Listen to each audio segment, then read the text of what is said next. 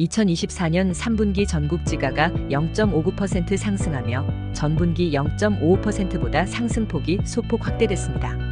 국토교통부와 한국부동산원이 발표한 자료에 따르면 이번 분기 상승률은 지난해 같은 분기 0.30%에 비해 0.29%포인트 높은 수준으로 서울과 수도권을 중심으로 강한 상승세가 유지됐습니다.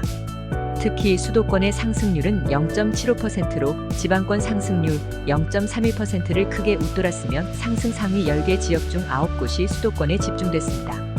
지역별로는 서울 강남구가 1.45%로 가장 높았고 이어 성남 수정구 1.40%, 용인 처인구 1.32% 등 수도권 지역들이 상위권에 올랐습니다.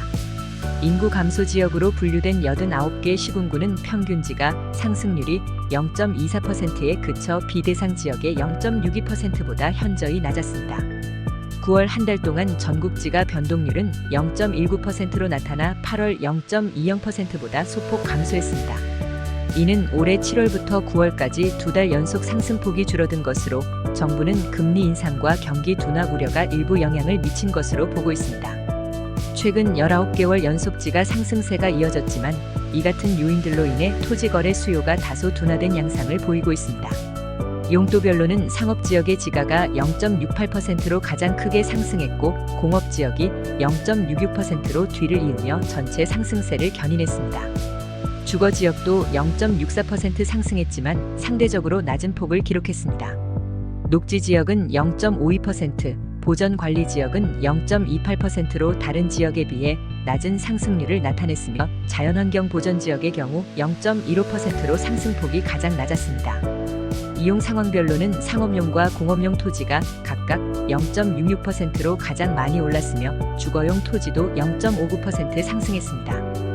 3분기 토지 거래량은 약 48만 4천 필지로 전분기 대비 0.1% 감소했으나 지난해 같은 기간에 비해 5.7% 증가했습니다. 전체 거래량 중 건축물 부속 토지를 제외한 순수 토지 거래는 약 15만 필지로 전분기 대비 15.0% 줄어 거래량 감소가 뚜렷했습니다. 수도권에서는 대전이 40.8%, 서울이 18.8% 증가하며 거래량이 늘어난 반면 지방은 일부 지역을 제외하고 전반적으로 거래량이 감소했습니다. 정부는 이번 지가 상승이 금리 인상 및 경기 둔화 우려에도 불구하고 수도권과 주요 상업지역의 높은 수요로 지가가 강세를 보인 것이라고 분석했습니다. 또한 지가와 거래량 동향을 주기적으로 점검해 금리 추이에 따른 토지 시장 변화에 대응하겠다는 방침입니다. 국토교통부가 발표한 2024년 9월 주택 통계에 따르면 9월 전국 주택 인허가 건수가 전년 대비 32.8% 감소한 반면 착공과 분양, 준공은 모두 증가한 것으로 나타났습니다. 수도권 주택 인허가는 전년 동기 대비 63.2% 감소했으며 지방도 3.9% 감소했습니다. 9월 주택 인허가는 총 18,486호로 수도권에서는 4,924호, 지방에서는 13,562호가 인허가를 받았습니다. 수도권의 경우 인천과 경기도 지역의 인허가가 크게 줄어든 반면 서울은 전년 대비 396.4% 급증해 눈길을 끌었습니다. 주택 착공은 같은 기간 전년 대비 47.5% 증가해 2983호가 착공되었습니다. 특히 수도권의 착공 건수는 9,145호로 전년 대비 62.2% 증가했으며 지방도 37.9% 늘어난 11,838호로 집계되었습니다. 분양은 2404호로 전년 동기 대비 43.1% 증가했으며 수도권 분양 물량이 97.2% 증가한 14,518호로 집계되었습니다. 주택 준공 건수는 총 42,224호로 전년 대비 59.8% 증가했습니다. 수도권에서는 18,917호, 지방에서는 23,307호가 준공되었습니다. 특히 인천의 준공 물량은 전년 대비 552.6% 급증한 8,321호를 기록하며 눈에 띄는 증가세를 보였습니다. 한편 9월 주택 매매 거래량은 총 5만 1,267건으로 전월 대비 15.5% 감소했으나 전년 대비로는 3.7% 증가했습니다. 수도권 거래량은 전년 대비 13.6% 증가한 반면 지방 거래량은 4.8% 감소했습니다. 9월 전월세 거래량은 총 19만 146건으로 전월 대비 9.2%, 전년 대비 5.6% 감소했습니다. 미분양 주택수는 9월 말 기준 66,776호로 전월 대비 1.1% 감소했으며 준공 후 미분양 물량은 17,262호로 4.9% 증가했습니다. 국토교통부는 주택 통계를 통해 공급량과 거래 현황을 점검하고 있으며 미분양 해소와 신규 공급 증가를 위한 다양한 대책을 마련 중이라고 밝혔습니다. 정부가 고령층의 안정적인 주거 환경을 지원하기 위해 민간임대주택 실버스테이를 연내 도입합니다. 국토교통부는 민간임대주택에 관한 특별법 개정안을 마련해 10월 30일부터 입법 예고하며 12월 시범사업 공모에 나설 계획입니다. 이번 실버스테이는 60세 이상 고령자에게 맞춤형 주거 서비스를 제공하는 새로운 형태의 공공지원형 민간임대주택입니다. 실버스테이 입주 대상은 무주택 60세 이상 고령자로 우선 공급되며 자녀 세대에 한해 유주택자도 입주가 허용됩니다. 실버스테이 단지에는 무주택 고령자의 직계 자녀가 입주할 수 있는 공공지원형 민간임대주택도 함께 조성되어 세대가 가까운 거리에 거주하며 생활할 수 있는 세대교류형 단지가 될 예정입니다. 임대료는 기존 시니어 레지던스 시세의 95% 이하로 책정되며 임대료 인상률은 연 5% 이하로 제한됩니다. 이를 통해 고정 수입으로 생활하는 고령자들이 장기적으로 안정된 비용으로 거주할 수 있습니다. 또한 최대 20년까지 거주가 가능해 고령층의 장기 주거 안정성도 높였습니다. 실버스테이는 고령층 맞춤형 서비스를 제공합니다. 응급 안전관리, 식사와 생활 지원, 여가 활동 서비스가 필수적으로 제공되며 의료 지원과 체력 단련을 위한 시설도 갖출 예정입니다.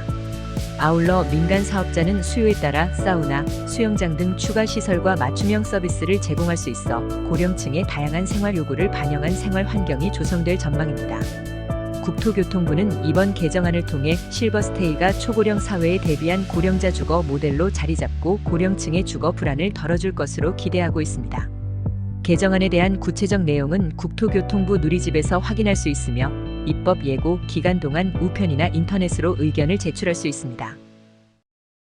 국토교통부는 신생아 가구, 신혼부부, 청년의 주거 안정을 강화하기 위해 공공주택 특별법 시행규칙 개정안을 마련하고 10월 28일부터 입법 예고를 실시합니다.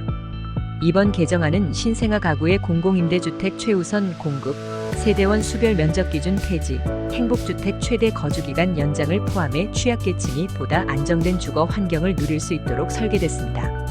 가장 눈에 띄는 변화는 신생아 가구에 대한 공공임대주택 우선 공급 방안입니다. 기존에는 다자녀, 장애인, 청년, 신혼부부 등 여러 계층에 대해 배점과 추첨을 통해 입주자를 선정했으나 개정안이 통과되면 2세 미만 자녀가 있는 가정이 최우선 공급 대상이 됩니다. 이로써 자녀를 출산한 가정이 공공임대주택에 신속하게 입주할 수 있으며 임대주택 수급에서 밀려나는 문제도 해소될 전망입니다. 또한 공공임대주택의 면적 기준이 폐지됩니다. 기존 규정은 세대원 수에 따라 입주 가능한 면적에 제한을 두었으나 이를 폐지하여 출산 후 세대원이 늘어나는 가정이 넓은 주택으로 쉽게 이전할 수 있도록 했습니다. 이로써 1인 가구나 소규모 가구에도 임대주택 선택의 폭이 넓어지며 가구 구성원의 변화에 따라 더욱 유연하게 주거지를 선택할 수 있게 됩니다.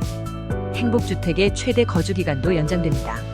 현행 기준에서는 청년층과 신혼부부가 행복주택에 최대 6년까지, 자녀가 있는 경우 최대 10년까지 거주할 수 있었으나 개정안에 따라 각각 10년과 14년으로 연장됩니다. 이는 민생경제 활력 제고를 위한 한시적 규제유예 방안의 일환으로 시행되며 이번 조치를 통해 청년층과 신혼부부의 주거 불안을 완화하고 주거 안정성을 한층 높이려는 취지입니다. 이 외에도 공공주택의 기준 임대료를 산정하는 방식에도 개선이 있을 예정입니다. 국토교통부는 개정안을 통해 공공임대주택의 제공 범위와 조건이 개선되면 신혼부부와 청년층이 주거 부담을 덜고 주거 이동성을 높일 수 있을 것으로 보고 있습니다. 이번 개정안에 대한 구체적인 내용은 국토교통부 누리집에서 확인할 수 있으며 입법 예고 기간 동안 우편, 팩스 등을 통해 의견을 제출할 수 있습니다. 국토교통부는 앞으로도 국민 생활 안정성을 위한 정책을 지속적으로 마련하겠다고 밝혔습니다. 지금까지 하우스존 부동산 신문이었습니다. 지속적으로 부동산 뉴스와 매물을 동시에 받아보시려면 구독과 좋아요 부탁드립니다. 감사합니다.